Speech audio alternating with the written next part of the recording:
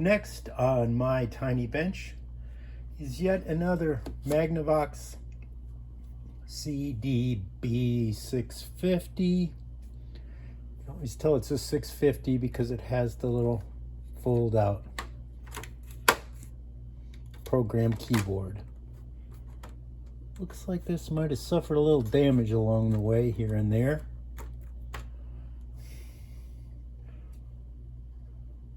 And what we know about it is won't play, not much else. Let's see. Power comes on.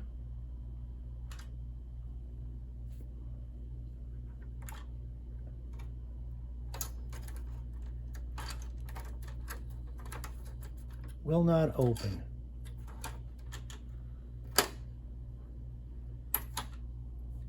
Okay. I think next we'll take a look, pop the cover and take a look under the hood. More later. Back on my tiny bench. Brief look at the overhead shot of the Magnavox CDB650. Thing that jumps out right off the bat. It's pretty dirty in here. Like dust and cobwebs and a couple of loose parts floating around. I think they're parts.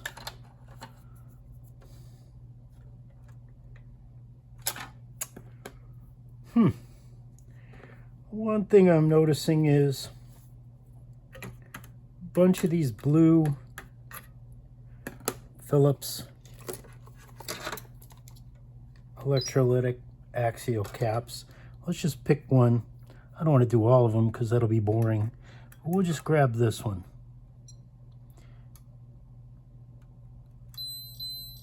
In circuit leaky. Could be just that it's in circuit.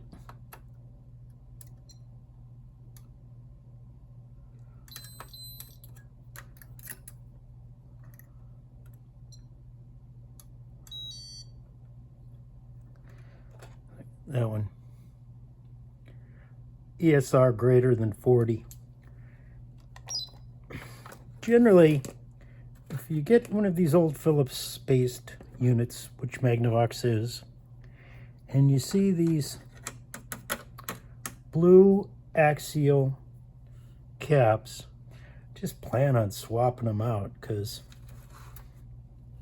I guarantee that they have at a minimum super high ESR and likely really low capacitance. Let's just take a look at a couple of quick things.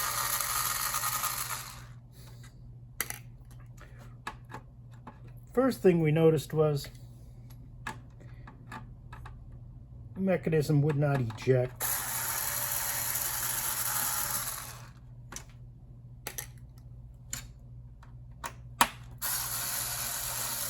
Another thing I should mention when you work on these old Magnavox units or Philips, you got to remember that they are from the mid-80s. So the plastic has clearly been compromised by now. Very vulnerable. So be super careful of that. Let's just see what we got going on over here.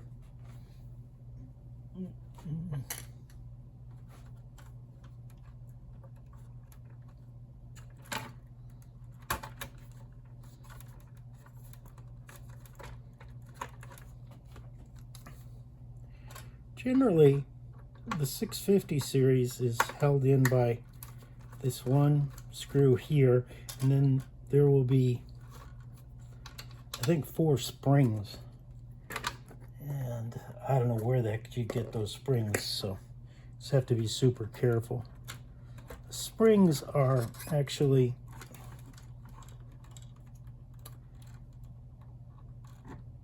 between the mechanism and the transport itself. That's what I was looking for, is to see what was going on with that belt.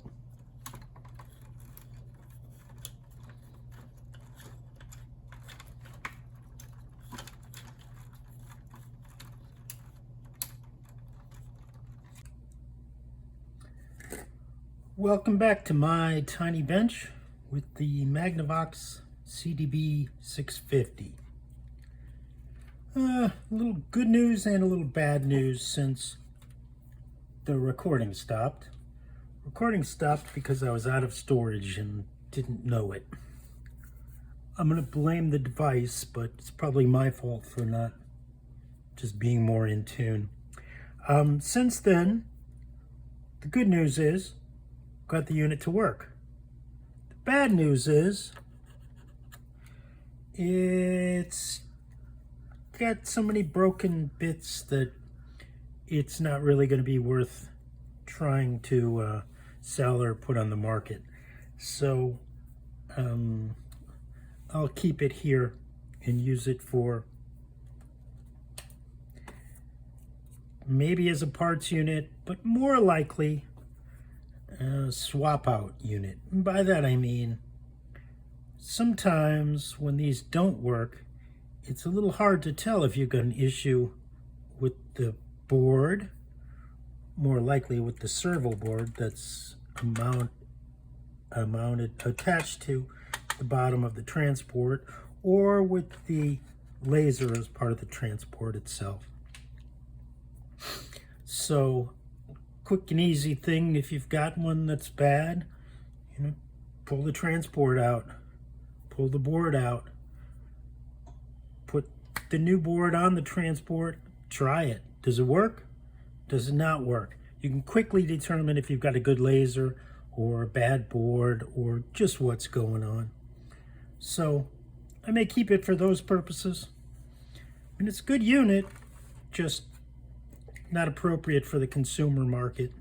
Primary reason for that is because, I hope you can see this well,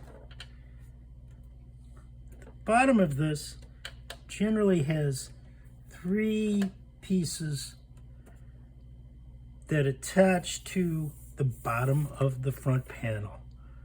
All 3 of those are broken, and I think you can see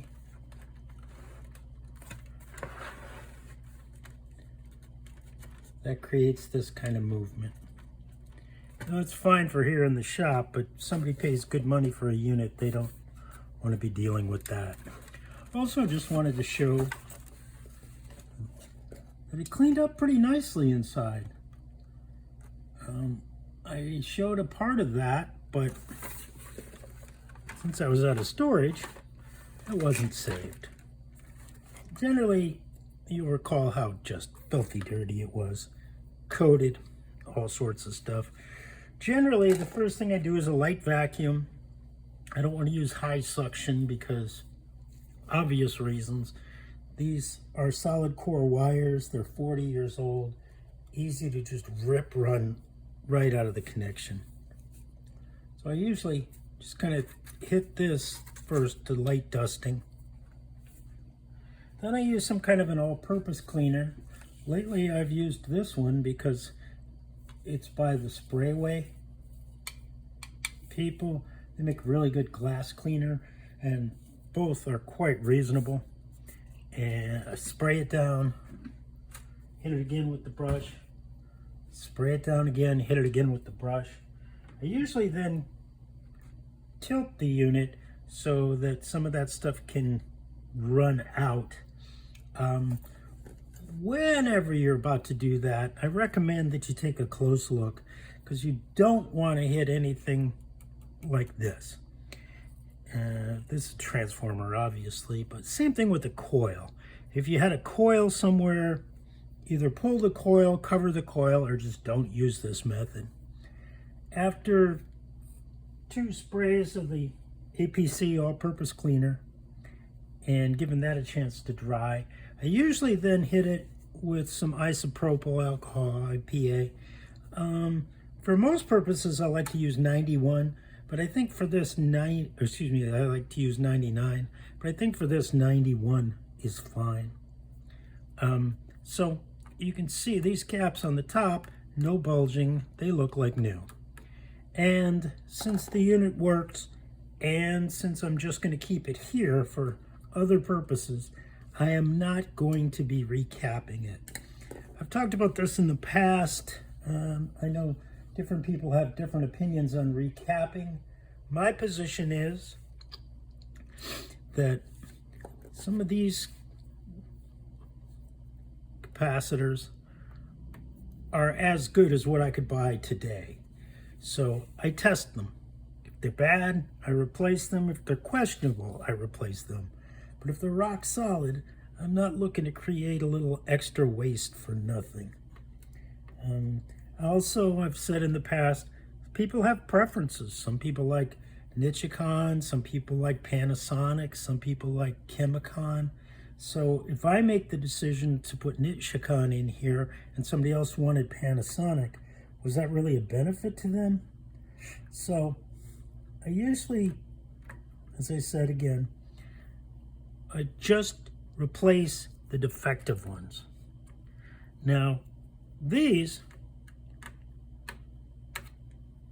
probably 90% of the time, these are going to be defective. These are Philips branded axial caps. They're usually 6.8, 22, 33, 47, or 68 microfarads. And for example, a 33, when you measure it, you might measure 7, 8 microfarads at this stage, and ESR might be up around 15 ohms. So if you get one of these units, or if you're working on one of these units, one of the first things to do is take a look at the condition of those blue axial Philips capacitors.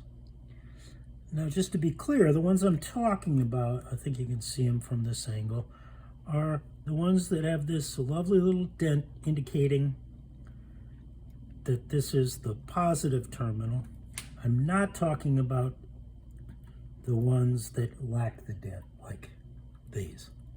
These are generally a smaller value, and I think they're also film. These obviously are electrolytic. So what had happened with this unit, just reverting back to what I thought we were going to talk about, over here in the mechanism, the belt itself was just in shreds. Totally needed to be replaced.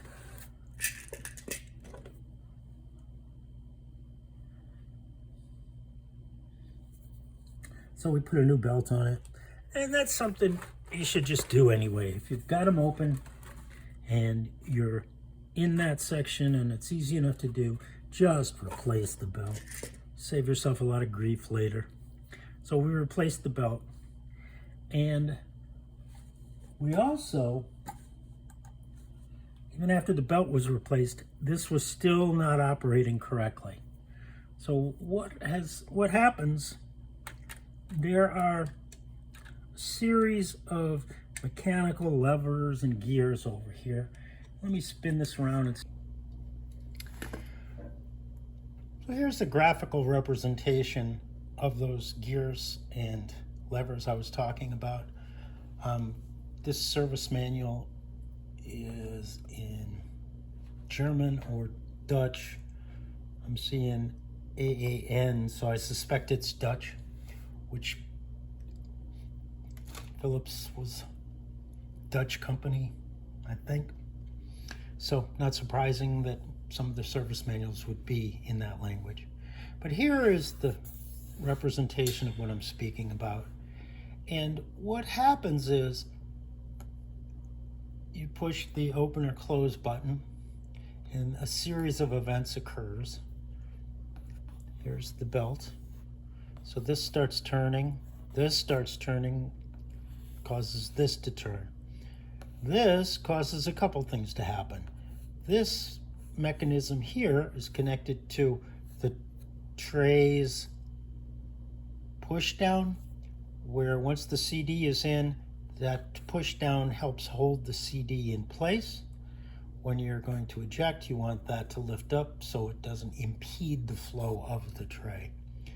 Then you also see here this piece, which helps a couple of things occur. It helps lift the tray itself so that it is then free to move out, and then when you close it, it's the reverse. Tray comes in, this pushes it back down, and it's all tied together. Well, this, and this were not in perfect sync. So as you would push open or close, it would largely just make a noise, and you sort of hear that bit of grinding. So immediately turned it off. And what I tend to do when I'm trying to set these up, once I realize that it needs attention, I leave the power off, because this is 40-year-old plastic. It'll break in a second, and I don't know where the hell you'd get one of these if you needed one.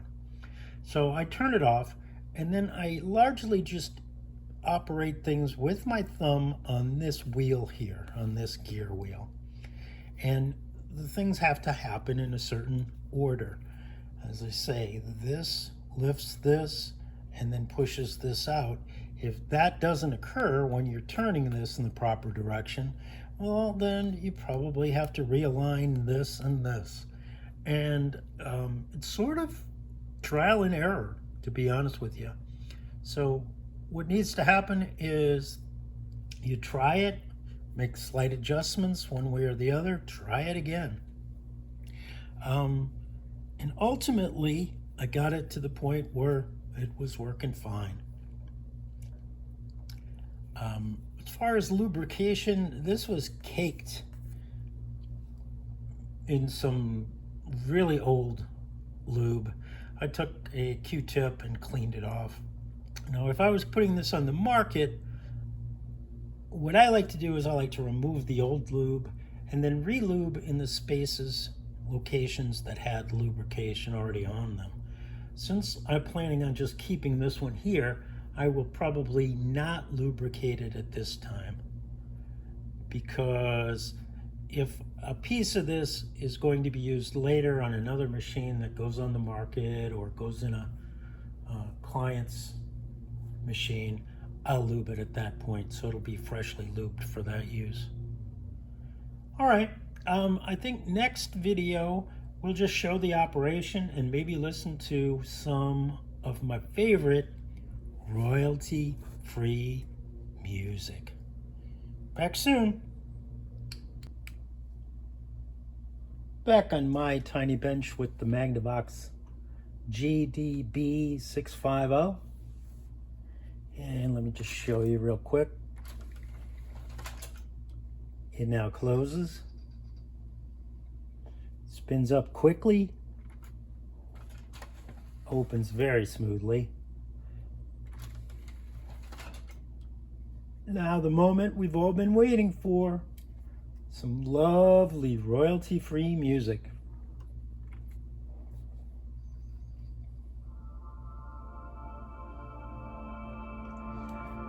I mentioned it before that this little fold-down panel allows for quick access. So if you wanted to hear track 5, push 5 and then push play. And notice how quick it spins up. 4, play.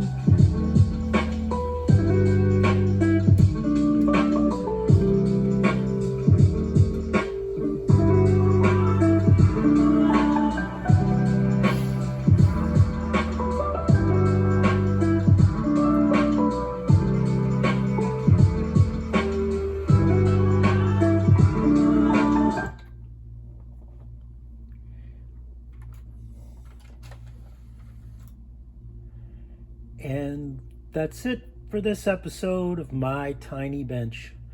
Magnavox CDB650. These are actually good sounding units.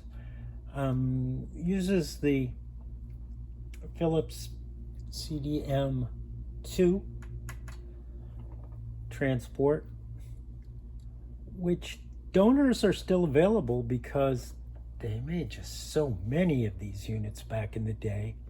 And it uses the TDA 1541A DAC chip, which is just spectacular. I still think it's one of my favorite 2 or 3 DAC chips. Some of the best DACs I've heard are based on the TDA 1541A. So we'll see you next time. Watch how quick it loads up. 2, 3, bam. It's just that simple.